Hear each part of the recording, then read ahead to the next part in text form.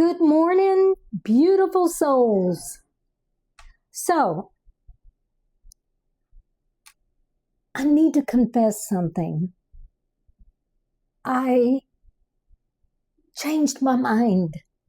I know, but apparently we're allowed to do that. I checked.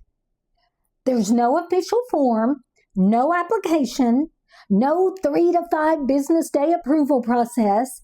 You can literally wake up one morning and say, you know what? This doesn't fit me anymore. And then change your mind. Who authorized this? And apparently I had another meeting. Naturally.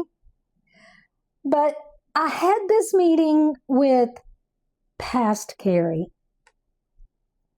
Excuse me, we had a plan. I know. A very detailed plan. I remember.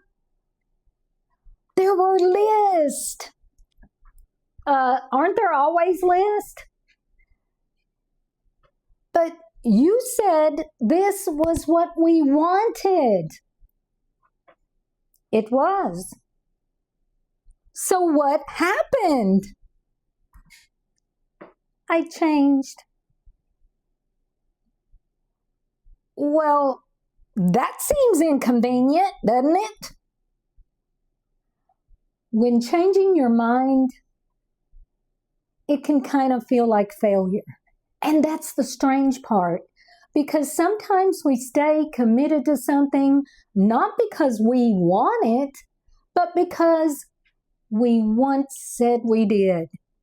A career, a relationship, a business idea, a goal, a friendship, a project, even an identity.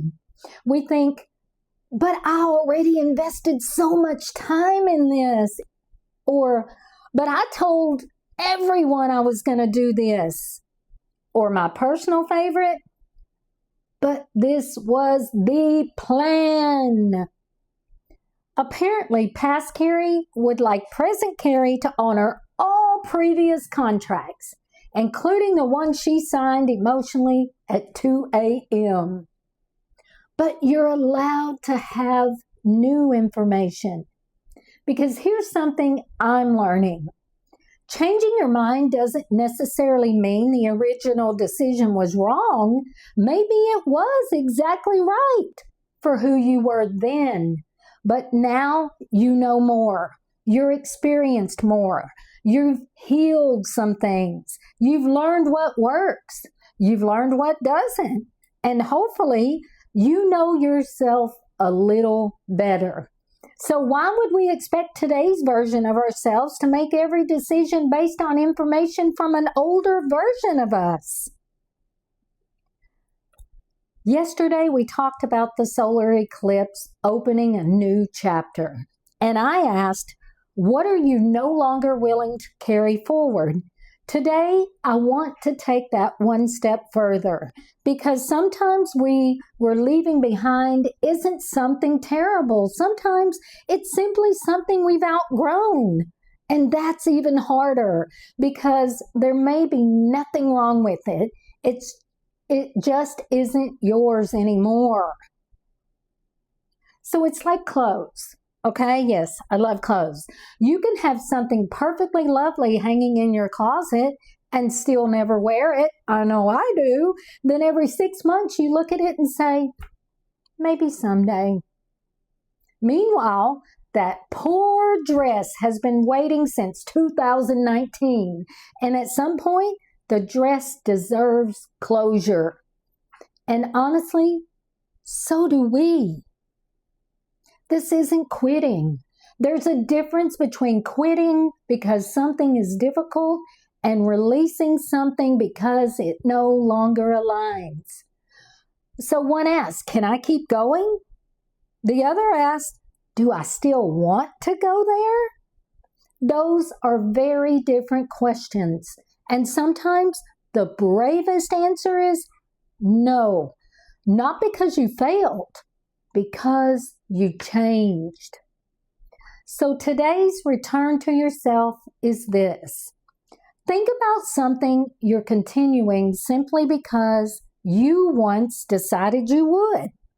And ask yourself, if I were choosing this for the first time today, would I still choose it? Oh, I know.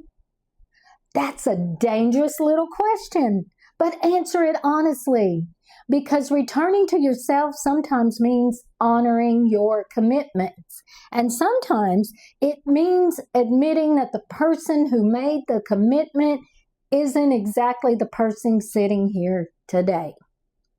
So yes, I changed my mind. And apparently, the earth is still rotating. Nobody revoked my membership in adulthood. The universe did not send a strongly worded email. And past Kari, she's adjusting. Thank you for joining me for another morning coffee with Kari. And today's question, what's something you've given yourself permission to change your mind about? Tell me in the comments or simply write, I changed. Because sometimes that's explanation enough. Until tomorrow, keep learning, keep changing, keep choosing what fits the person you are now. And as always, keep returning to yourself.